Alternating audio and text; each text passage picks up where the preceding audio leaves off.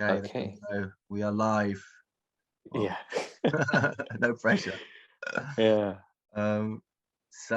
So I thought it would be good to just have a really casual, informal chat, and on the topic of Kundalini, mainly. Although I think anything that comes up is fine.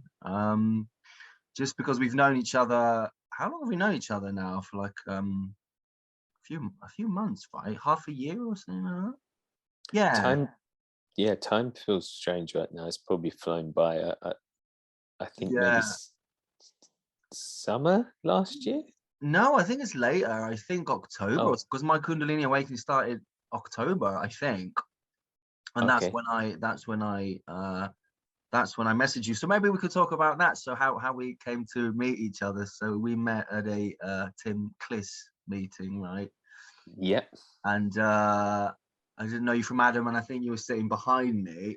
In fact, you were. I'm pretty sure. And I don't know, one of those breaks where we'll get tea and coffee. You said to me, "Oh, I think you're asking sort of similar questions that I'm asking, and we swapped details and all that. And I thought you were a cool guy. And then, mid October, I just started to have this mad, very pronounced Kundalini symptoms, and for some reason, you were the only guy that I thought about that might know something about it.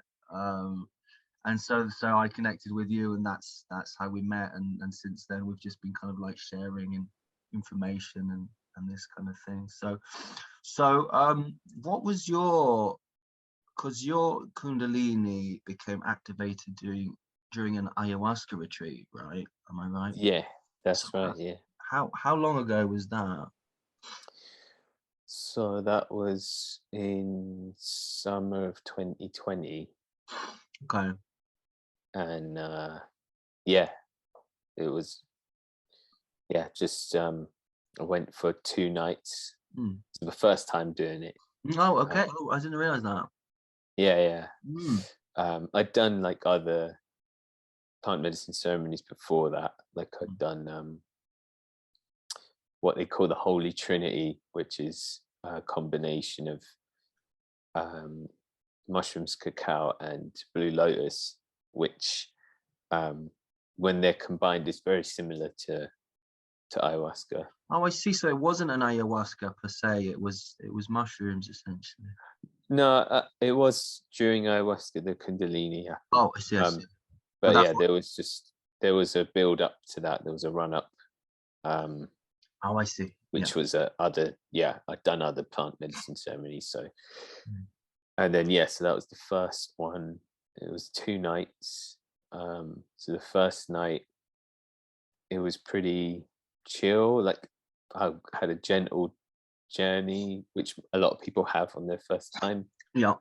Um, it was very controlled, very like wondrous, and kind of just very magical. Yeah, and very kind of like uplifting. Mm-hmm. And then what usually happens when I go is if I go for one night, I get a bit of everything in one night. But if I go for 2 nights, I get like um, a bit of yin yang thing going on. So on the second night, it was it was not like all peaches and roses. Okay. Okay. So yeah, it was just kind of like not much was happening for a long time. Mm. I was getting really frustrated with people in the room Oh, wow. making noises. Um, I was getting lots of like bad thoughts, like maybe this place isn't safe, and maybe the people here are dodgy, and all these Yeah. yeah, all kinds of ridiculous like Psychedelic paranoia. Yeah. Yeah. yeah, it's just lots of resistance. Mm. And then I kind of just gave up at one point. I was like, I don't, I'm done. I'm done with Oh, wow. like this. I'm just gonna go to sleep or pretend to go to sleep. Wow. So I just kind of like, yeah, turned over, faced the corner, just curled up into a fetal position, and that's when it happened. That's when it was just like started with an energy in my tailbone. Yeah. which I'd never felt before. I'd never felt the tip of my tailbone, other than maybe when doing sit-ups on a hard floor. Right. Like, and that's painful. Yeah. Yeah. This was more like a tingly, kind of warm, almost like a dancing kind of vibe. But it was very quickly started to move up. And once it got to about halfway, I couldn't really pinpoint it anymore. It's just felt like my whole body just wanted to sit up. And then I sat up, and then it just kept going up and up and up. Seemed to like push out of my forehead and out of my crown. Yeah. And then was just a strong, energetic, just rush, basically, which was just like, it was almost like, I don't know, it was almost like being blasted with some kind of cold air, or but it was like, it's really hard to describe, but it's just really, really almost overwhelming. I had to even call one of the assistants, and ask them if they could soothe, because it was just burning. It wasn't kind of hot, but it just was overwhelming. So she got tiger balm and just rubbed that on my forehead. Oh, nice. And I don't know if it did anything, but it kind of just made me feel like something's like nice, feels nice about that. Were you scared, or was it like a blissful kind of feeling? Can you see my camera being weird and like flashing green, or is it just on my end? Yeah, I can see it flashing green. Okay. Yeah. I don't think it's too annoying. Just does it. I don't know what that's about. Anyway, okay. So. No, it's cool. No, it felt good. It felt very good. Yeah, okay. And it but it just was like, whoa. Yeah. Like this. I didn't really know quite what it was. I'd heard about Kundalini. Okay. I thought it did come into my head, like, is this Kundalini? But I wasn't really sure. And then I spoke to other people, and they were like, yeah, that doesn't happen to everyone. It's not, even the people running it, the shamans were like, we've never had that happen to us. We've heard about it. Oh, I see. So the shamans had heard about Kundalini, but it never happened there in their midst. They heard about it happening in their midst, but it's never happened to them. Gotcha. But they were like, it's not not everyone has that, what you just described. Then I researched more online, and then I realized, like, people do get it through psychedelics, do kind of unblock it, but that was the main surge, I guess, the initial surge. That's interesting, because I've read that a lot, that people get that initial, but when you read about it, that's kind of described as the culmination of, after many years of sort of kriya, this energy comes up the spine, and once it's got rid of all the blockages, it comes out the crown. That's how I've read and heard it, and that's, for me, I mean, I haven't had that exactly that. It's sort of coming up and punching its way up my body, and it's coming into my forehead a lot. And third, I was having a bath just now, and I was slightly late to this meeting, because when I don't know if you found this, but if I'm in a sauna and a hot bath, it's just like it starts boiling up, and like and I got this trapped nerve in my back, and it used to be trapped. I don't think it's trapped anymore, but it was doing something with that. And then so I used to be able to just lie in the bath, and that was my happy state, my zen, and now I'm just writhing around in there like a beached whale, I don't know how I got onto that, but what I was going to say was, like, mine, I never had that thing, that my initial, I mean, I can talk about when I was on acid, and I've talked about it in other videos, but I didn't have anything come up the top of my head. I always assumed that was the end of the process, but it sounds like for you and for other people, I think as well, it sort of begins like that. The whole thing shoots up, and then some process is initiated or something. Yeah, it felt like I mean, for me, it felt like like a almost like a, because it was the first wave, I guess it was just felt very intense. Hmm. And it kind of just felt like an initial Right. like opening, or not, or Right. just like a surge. It felt like a Yes. surge. Yes. But then, yeah, but then since then it's been more like, yeah, trying to work its way through Yes. Yeah, that blockages, makes and sense. yeah, more like it feels like more intricate ways, and Yeah. yeah, I mean, less euphoric as well. yeah, it Yeah, is. It's similar to, actually, it is quite similar to mine in a way. It just didn't. It didn't. I didn't have the feeling of it coming to my head, but I was also on psychedelics. I was on acid, and it was. For me, it started with knots in my back, just undoing themselves one by one, all the way down my spine, and then I felt like a puppet, and then there was this feeling of kind of bliss for a few seconds, and this almost like this noise, like this hissing, like it's sort of like a pipe, or like a kettle, like something like air's coming out of a balloon. You know, it was this kind of like, and then I think I was like hanging off my bed or something, but it was like so peaceful just for like a few seconds, and then I came to. So I guess that was maybe the initial surge, the initial sort of yeah, activation. Maybe that's what when people talk about Kundalini activation, and then yeah, like with you, it's just been sort of working its way up and doing all this yeah, mad stuff. Um, yeah. It's kind of like it's almost like it's just it wants to flow it, and it wants to flow so much that if it hasn't had that opportunity, it's almost like it's like squeezing a hose pipe, isn't it? And then, mm, it's just like building, and then suddenly yes. someone lets it go a little bit, and it's like Yeah. it just shoots Yeah. through. But Right. then, after a while, it's like, Yeah. okay, I need to like, there's other bits that aren't gonna open by Yeah. themselves. Like I need to like work on it a bit, and Yeah. Yeah. And like a so, river, just yeah. wearing down a path. Yeah. Yeah. Yeah.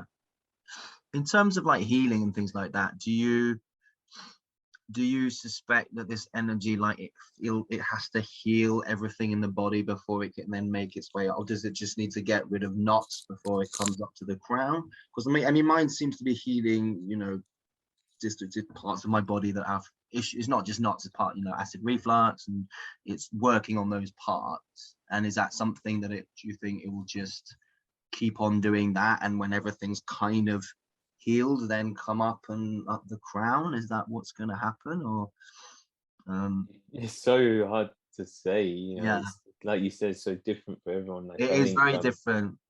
That's what yeah, makes it hard to talk about, because I'm always trying to sort of box it in and say, well, this is what it is, this is how it yeah, works, and this is what it's doing. But it's just impossible because everyone's experience seems completely different.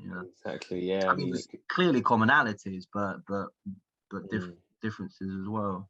yeah, it could be that. It could be it's working its way through. And I know people have described the whole like Kundalini going up and then back coming down Mm, as a kind of like more like embodying kind of like process. and yeah. and then people like um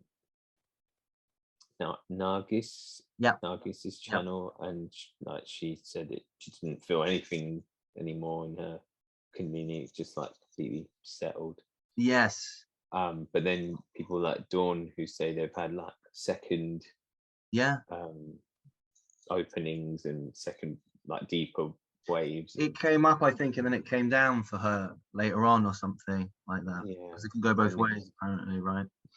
yeah, so it's so different for everyone. Like, uh, for me, for a long time as well, for a few months afterwards, it was felt like it was just gently just trickling up the back of my neck Mm-hmm. in Mm-hmm. trickles. But then even that stopped after a while, and I get similar feelings now sometimes in meditation, or if I'm in a like a alternative healing modality, like if I go to a sound bath, or like craniosacral therapy, or shamanic healing. I feel I'm in a relaxed state. Energies are moving, and someone's intention is focused on that too, I'll start to feel more stuff. But it's hard to even, like you said, it's so hard to box it in now. Like now I'm like, is this Kundalini, or is this just like conditioning in the body, or is that the same thing? Yeah. Yeah. It's really, and it's also hard to separate it from regular stuff, because if I get a headache, it's like, it's Kundalini, Yeah. I get sore throat, Kundalini. Yeah. Whatever's happening in my body. Oh, so I was saying, like, any little ailments I have now, I just put it down to Kundalini. Yeah, that's another interesting thing, because recently I've been seeing a yoga therapist, which is something I didn't even know existed, which is someone who combines yoga and therapy. Oh, I didn't know that. And we've been like analyzing like my breathing, my posture, like things like that. And she talked about something in yoga called the doshas, and there's like different doshas, like and there's one called vata dosha, which is like someone who's very airy, has an air element to them, can have lots of air side effects. So like, and then when she was describing them, I was like, this is me. This has been me Oh, for really? most of my life. Like, lots of gas, like lots of pops and clicks and stuff like that. And I've noticed when Kundalini energy, if it is Kundalini, who knows? But when it's moving, it initially, when I thought it was like correcting, like it still does that, like correcting like misalignments in like my skeletal structure. But it's like when you click your fingers, it's like you're popping air essentially between the joints. Right. And what felt like skeletal alignments can come with pops as well. And then sometimes it's just pops without an alignment, like nothing's actually out of line. It's just it's literally just purging. It's just stuff being released through popping of air. So it's like when that's happening, I'm like, is the Kundalini doing both? Is it Kundalini, or is it just stuff popping, or is it just now it's just it's all just a mishmash? Is no longer like, because it's flowing more. It's just it's hard to pinpoint it anymore, because it's just it is now me. It's there basically. So which I think makes sense, because when I go to therapies and stuff like craniosacral and stuff, people have often said that your energy's flowing. It's quite clear. You're not. I don't feel many blockages here in terms of the flow. There's blockages. It's moving. It's just your blockages are in other ways, like other conditionings and things that the body holds. Sure, little traumas and things like that, probably. Emotional stuff. Traumas. It's interesting what you're saying about Nargis. By the way, Nargis is the person who told me that it was Kundalini when I first had those initial symptoms. Right. When I had that, like, the acid. When I had the acid experience for a week, I thought that was just it was the acid that caused this weird relaxation in the body, this loss of tension, and I was just like, wow, that's, who knew that the psychedelics could do that. And then a week afterwards, my shoulder started going, and that's when I knew something was up. When I had this, it was mainly started like shoulder rotations, just kind of cute, and then my hand would just go into the air, like, and I was like, what the hell is stuff that now seems, I'm not going to say normal, because it's still far out, but you get used to it. But those first few days and weeks where mad stuff's happening, you just can't, you're just waking up every day pinching yourself like, surely this can't be happening, surely this is a dream. But what I was going to say is that so it's interesting what you're saying about Nargis, because she was saying that eventually she didn't feel the energy anymore, because I guess you only feel the energy if it's bumping up against something. If that energy is not bumping up against either knots or traumas, or then you wouldn't feel it, would it? It would just feel like emptiness, presumably. I suppose that's what she means. Like that. Yeah, maybe that's what she means. So maybe one day we'll just calm down Yeah, Yeah, I hope so, because mine's intense at the moment, yeah, and yours is really intense. it's exhausting as well. I mean, I'm not complaining, because it is healing all sorts of things, but it's so relentless, and even when I'm ill or if I feel unwell, I'll still in the night, my hand will just go to my head and I'll be like, not now, but it's just, it's like a volcano, I feel like I'm going to spontaneously combust sometimes at the moment. A lot of it's concentrating on the third eye chakra, and I'm getting like little visions, and it's usually like it's kind of like black and white. And my hand, one thing it does, my hands, my palms press into my eyes, very much like a don't try it at home type activity. And then I start to see sort of black and white shapes, and then it turns to color, and eventually it usually forms like this shape, and it will look like an eye, and it will be like bright green, and then it will stop, and then it sort of fades away, or the energy, I will just feel the energy going up there, and it almost feels like the pineal gland is like kind of like a muscle, and it feels like it's like squeegeeing it as the energy comes up. It's like filling it with energy, and it's sort of, I guess, activating that dormant part of the brain. So it's kind of exciting, because you're thinking, where's this all going, Yeah. It's exciting, but it's also exhausting, because it's just relentless and it doesn't stop. It used to be at the beginning where I just lie on the floor, and this yogic stuff would happen and create movements, and then eventually, normally, like, one hand would go on my belly and one on my chest, and that I would kind of relax, and they'd be like, okay, we're finished for the day. But now it just doesn't finish. So he has to get up and walk away. Right. It keeps going on and on. And one of the main thing it does is puts this mark on my head. It's not actually that visible now, which is surprising for the amount of head soaring I do. And I think what happens is it just heals, or it gets kind of scabby, and sometimes it looks very neat and intricate, like it's very like the U shape with these lines, very yogic, very sort of like a character from Dragon Ball Z or something. I look like. Yeah. And then sometimes it's kind of messier and scabby and whatever, but it does keep healing, and then so it keeps. I kind of wish it would either stay there or go away, because like, and then I'm thinking, like, is this going to go on for years? Like, I'm just going to be soaring it in my head. And then I think, well, I can decide to put the hands down, but then they usually go straight back up again, and it's clearly something that it's intent on doing, and it's a very, it's a pure sort of intelligence that seems to be healing. So, I trust that it knows what it's doing, and I'm trying to figure out if it's like symbolic, if it's literally just like a brand, like a sort of, of someone whose energy has gone up to the head, and like I'm supposed to be a spokesman for it, or is it like functional? Is it doing something to the, because it seems to be going along the meridian lines, and as the energy comes up, maybe it has a purpose, like a sort of ski slope, or like the little canals in the skin for the energy to flow through. I mean, I could believe anything at this point, and there is apparently this subtle body, within where the energy flows through, and my fingers will do strange things. They'll follow sort of invisible pathways around my body and find things, and then one hand will go to the third eye, and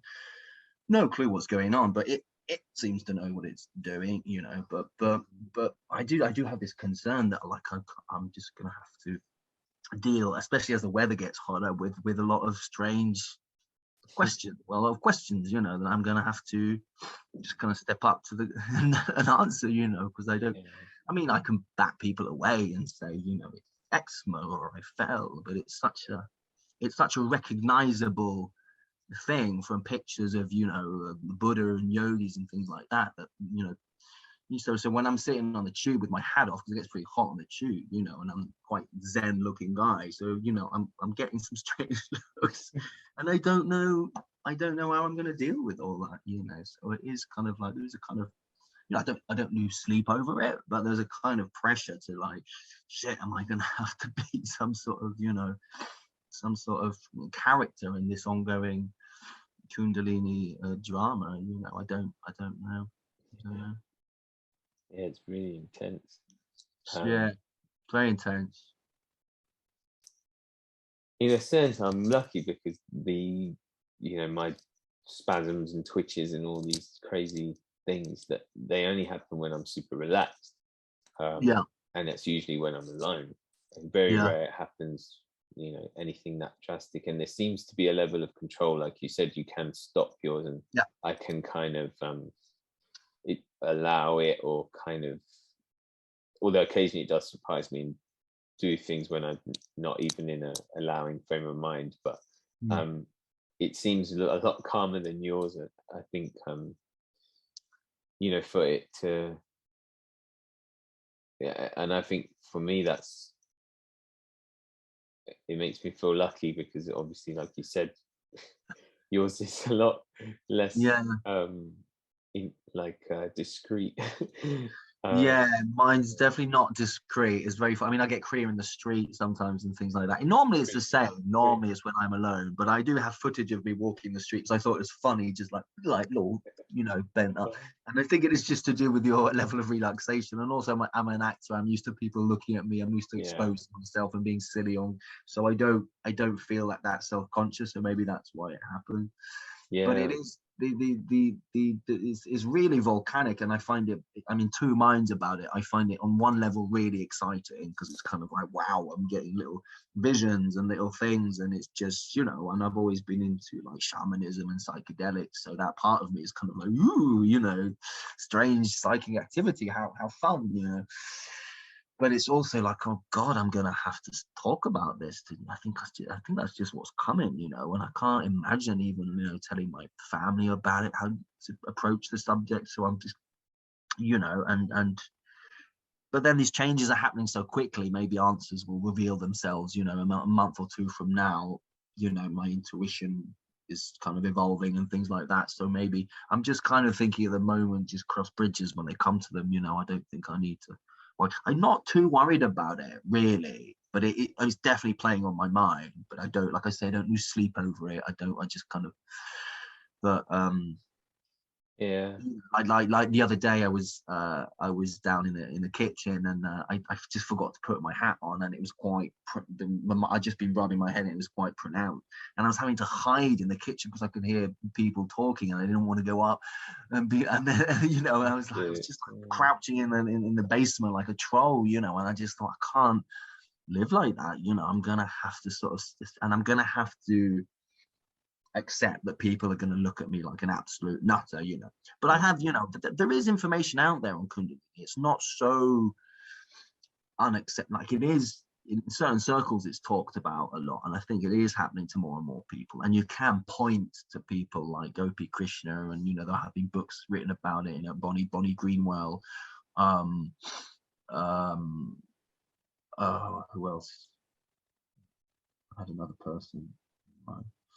Well, Dawn Garland obviously talks about it, and who else was I going to mention? I can't remember, but you can point to people, and Anne Maffey talks about it. Anne Maffey, by the way, she's really great. She's very grounded and professional, and her viewpoint is she really tries to. Her dad had Kundalini, and then she's had it as well, and she's very knowledgeable about ancient India and how and Hinduism, and how they saw Kundalini in the Vedas and things like that, how they did. So she's really good at providing a framework for the experience, and sort of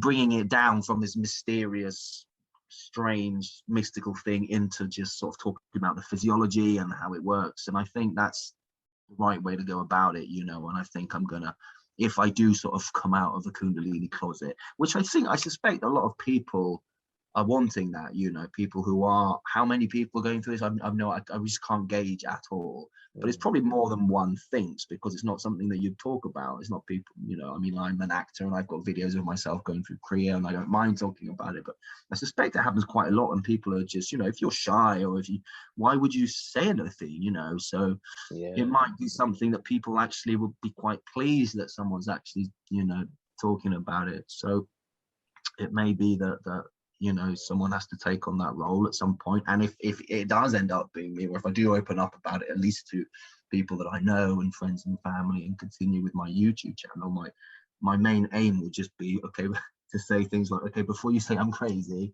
there's some literature that I can point you to.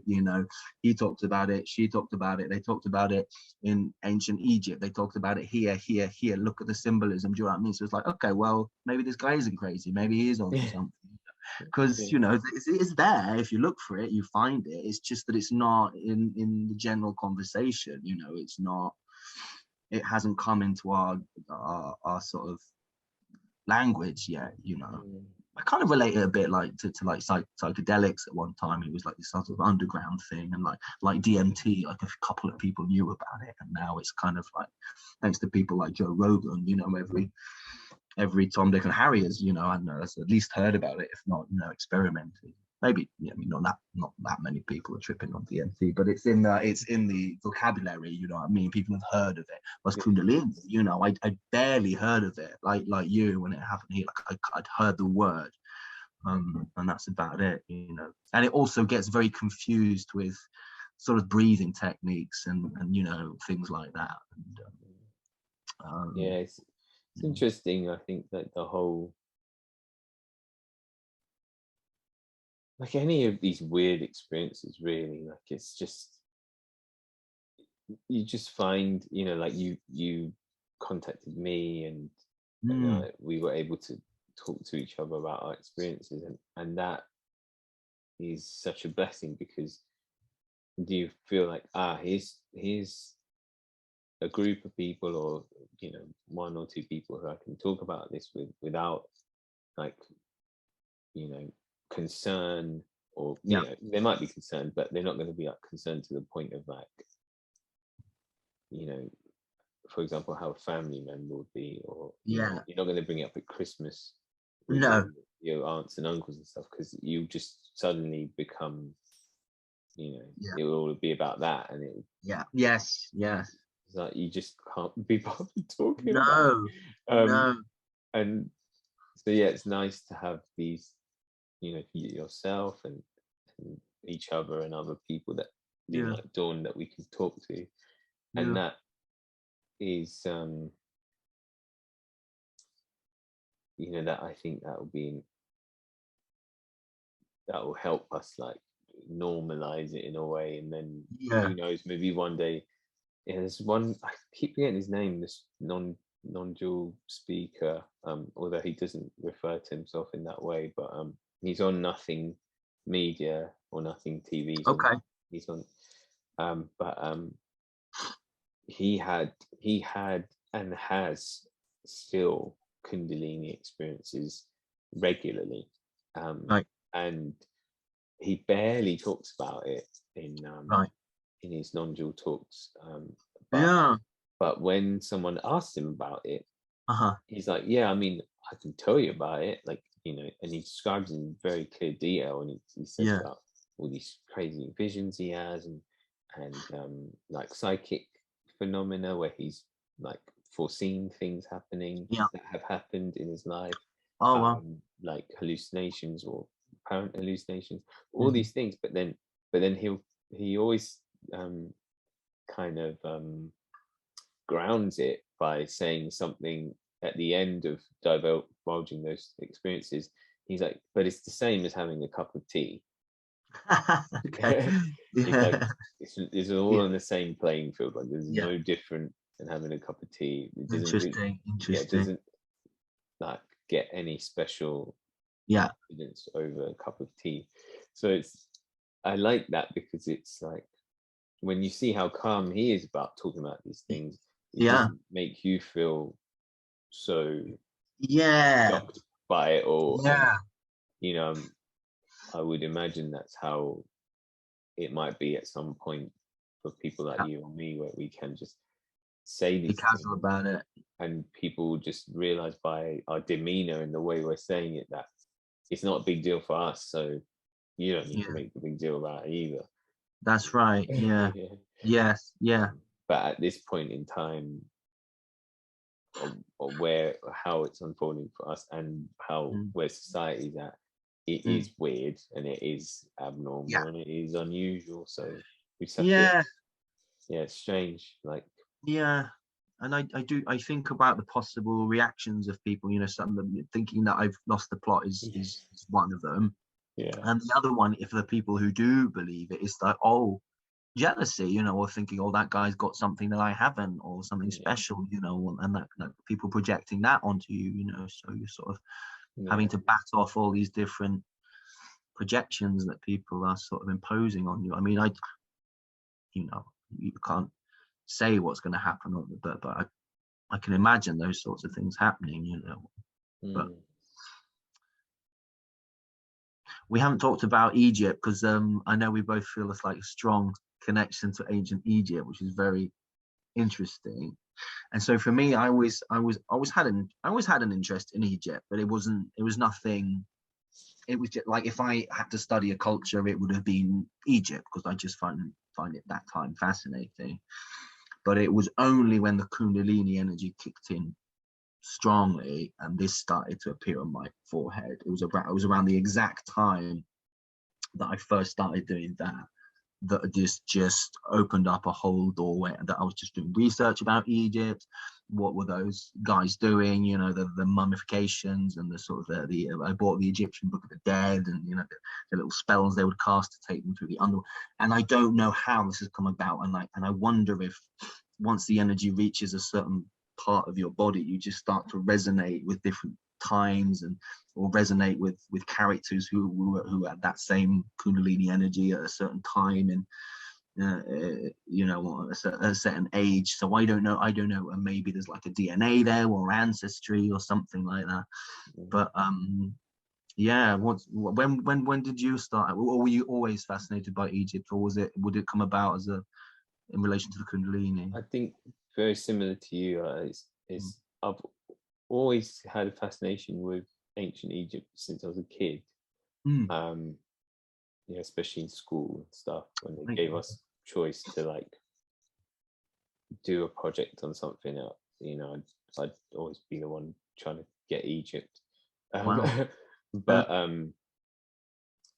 But also it kind of, I think it kind of coincided with the whole awakening process, because that was intertwined for me. Like it was when I suddenly started to get interested again in the things that interested me in my late teens, or throughout my childhood and my late teens, which was the paranormal, the esoteric, the mystical, the ancient. And so these things also started to pique my interest when I was also kind of seeking like,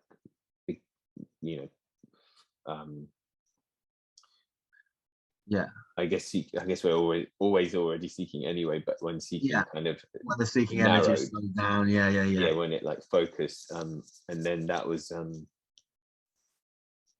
I only really realized it in retrospect. So I looked back, and then it was like about late 2019. I was like, all of a sudden, around the same week in October, I think it was, I was suddenly getting interested in Egypt again, got interested in sacred geometry, in sound, and like as a healing modality, like forks, which they also used back in Egypt, I which think they did, tuning forks and all this kind of stuff. And ceremony, like plant medicine ceremony. So all that, I didn't notice that's what was happening at the time, until like 6 months to a year later, when I looked back and I was like, wait, these things all happened at the same time, seemingly disconnected, but something in me wanted to seek again, but it unfolded through the mysticism like doorway, and then throughout the week, like then for quite a few months, it was like Egypt, all these things, like crystals, all the new age stuff, and then but then I had to pull away from it, because there was something in me that was like, this is all surface stuff, but it's pointing me to something more, especially a particular book which I think I've mentioned to you, called the Flower of Life. It's about the flower of life. I need to read that.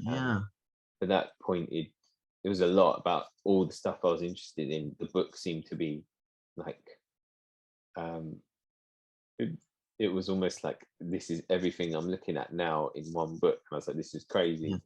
But even the book itself was also pointing to something more. It's like, look, you know, I can tell you about all this crazy stuff, but Yeah. really this book's about awakening. So I was like, Yeah. oh, I didn't expect that. I was looking for like, you know, Information. yeah, Yeah. like, you know, some kind of galactic experience. I didn't really Galactic know. experiences. Yeah, Yeah. I didn't know that's what it was. Yeah. And then I was like, oh, okay, I guess if this is all like connected to that, then I guess I'll go into that. But then, which eventually led to like immersion in non-dual I see. I ideas see. I see. I see. See, and for me, it moving was away. Yeah, but then it was now, funnily enough, my interest has come back as again, rekindled. That's and so it's like, funny because we've oh, come from opposite angles. Because I've been listening to non-duality for about 3 years, and then it was when the Kundalini started that I got into like ancient Egypt and things like that. But for you, it sounds like more you were sort of reading yeah, about Egypt, and then you got into non-duality from there. That's yeah, coming from a different angle. That's yeah, interesting. yeah, the You other know, way around. you don't hear that a lot in non-duality circles, you know, sort of awakening and sort of Egyptian sort of mysticism, things like that. I mean, Yeah, it is weird, and I am fascinated by it. And there was a time at the beginning of the Kundalini awakening where I was a little bit too into it because I was just, and I remember you had to sort of calm me down a little bit. You were like, you just don't take it too seriously. And I remember feeling really kind of relieved when you said that because there was still, I guess, the seeking energy has a momentum, and even though at some point the self is seen through, you know, you don't just change overnight and then you become a Buddha and then there's just all sorts of things going on, you know. And so I was just like reading books and numerology and just synchronicities, and I got way into it, and I had to calm down and kind of rein it in a bit. And I put the books down for a while, but now I've sort of, my interest is rekindled, and I'm looking into those things again, but in a much more mellow way, not taking it that's all it. too seriously, you know. Yeah, it's Um, the it's like you said, it's much more it's much more like for fun as opposed to like looking for some kind of Key or answer, truth, yes, yeah, or like yes, this is like gonna, you know, yeah, fix my life. It's just like that's right, more yeah. like this is just interesting, and my Yeah, character like a obviously, hobby, or without an intent to get somewhere specific. yeah, Just it's fun just to connect the dots, you know. And it must be yeah, something to do with areas of the brain awakening, you know. And there must be areas of the brain, I suspect, that are connected to our ancestry and our DNA and things like that, you know. I suspect we only use a little part of our brain. I mean, you used to hear that a lot, you know. We only use 20% of our brain. And, I mean, it seems to be the case, certainly. Um, Certainly with the third eye stuff that I've been happening, it seems like something, the visual cortex is kind of being amplified somehow. yeah. Um, There's so much research on the brain, and mm, it's like how it coincides with these things. mm, And I've heard so many different things now, and a lot of them don't always gel with each other, but they seem to resonate right, regardless. So it's like, right.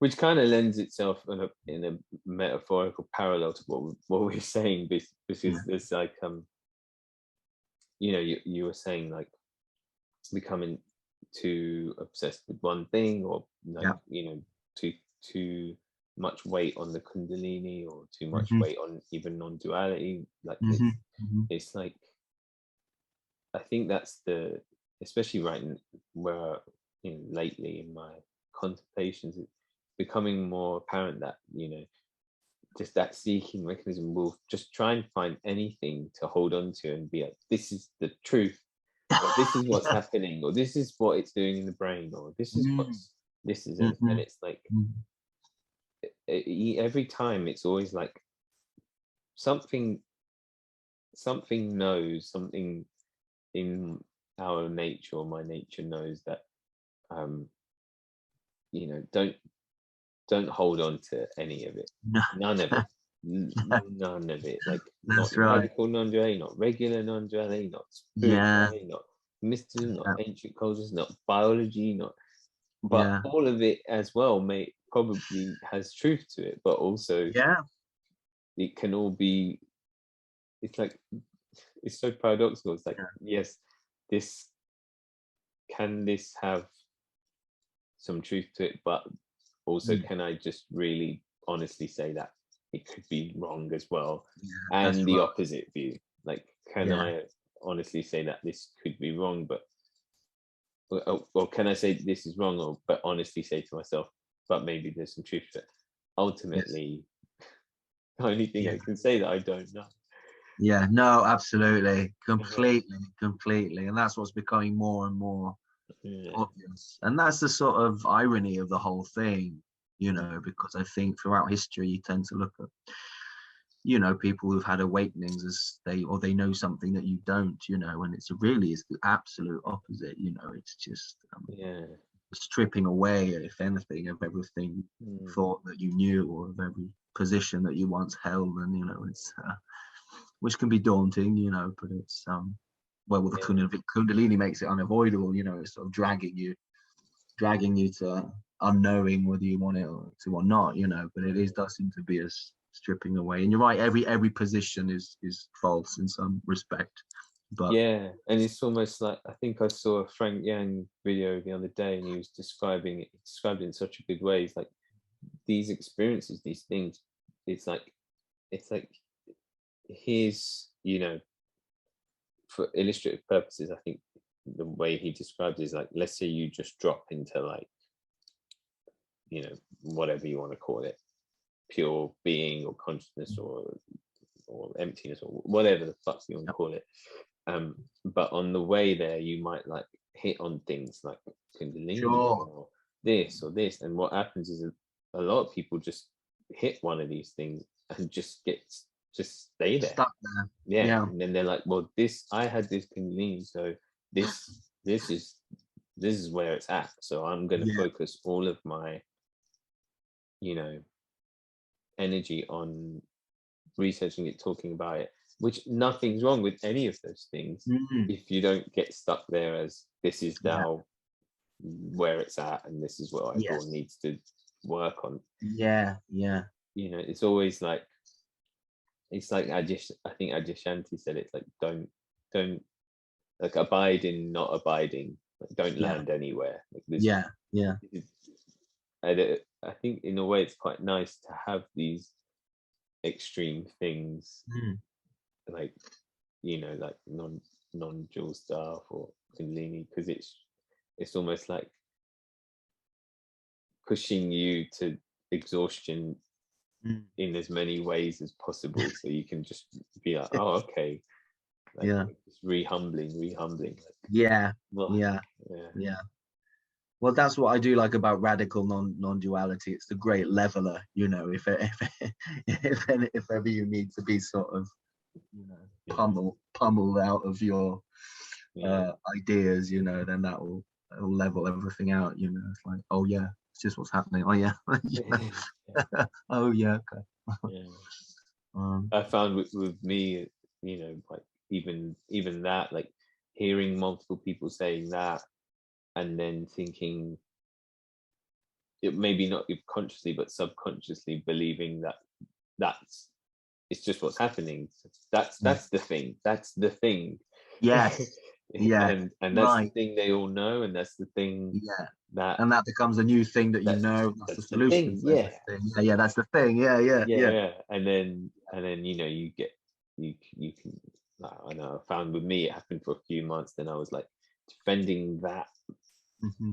Yeah, you know, position and exactly. arguing about it with people, Yeah. and you know, it's just another bullshit thing. That's right. Yeah, it's Yeah, just a subtler way of the same. It's a subtler form of the same old bullshit, yeah. basically. Unless Um, you can hear it and just be like, yeah, it's just a description. yes, yes, yes, yeah, Yeah. But Kundalini is harder to do that with because you're physically feeling crazy shit happening. well, So I that's can the see how thing. people get stuck on it, because it's like, Yeah, I'm yeah, actually feeling this shit. yeah. And it's with me, it's every day. You know, it's just mad stuff. So the impetus to talk about it and share it, and that's why it's so great to talk to you and Dawn and people. Because like, you know, imagine if you were by yourself and this was happening, it wasn't happening to anywhere else. You know, you just be Mm. like, you know, it's so extreme. So Yeah, extreme. yeah, it's Oh, good. good that we can talk about it. Yeah, yeah, thank God. Yeah. And it's great to have an interest in non-duality and Kundalini, which is, like you said, that's rare, but it kind of, I know with you as well, especially they complement each other because they bring each one down. Like, it's like, don't go too much this way, don't go too much this way. Yeah, it's an interesting question. Like, I'm always trying to figure out how the two relate, you know. So it's like a chicken and egg thing, like what comes first, the Kundalini or the non-dual realization, you know. But for a lot of people in non-duality circles, even in the non-dual world, Kundalini is sort of not, it's this is what I can't figure out. It's either not known, or and some people just don't know about it, you know, or it's even seen as woo-woo by non-dual people who haven't had that experience, which is fair enough, you know. And then there's the other side of it, what some people might have had those experiences, but they don't like to talk about it because, you know, they don't want, you know, because it seems excessively exciting and mystical, and it seems like something that you're going to want to hold on to, and you know, but yeah, I can't not talk about it or discuss it. It's too much in the forefront of my experience for me to kind of be blasé about it, and, you know, just be like, oh, it's just, you know,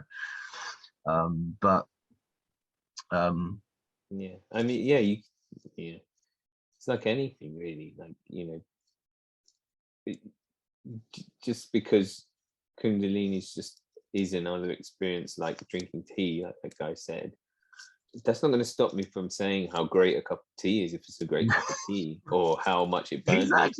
Exactly right. Yeah, or getting excited about you know, a milkshake or something. Yeah, right. Maybe I'll go to a tea farm in Bali, and it's like best fucking tea ever. And I'm like, yeah, guys, this tea was mad. You know, we saw it grow and we picked it, and then when I drank it, I felt really calm, and there's nothing wrong with it, especially if you're living on the tea farm, or if you're having Kundalini every day.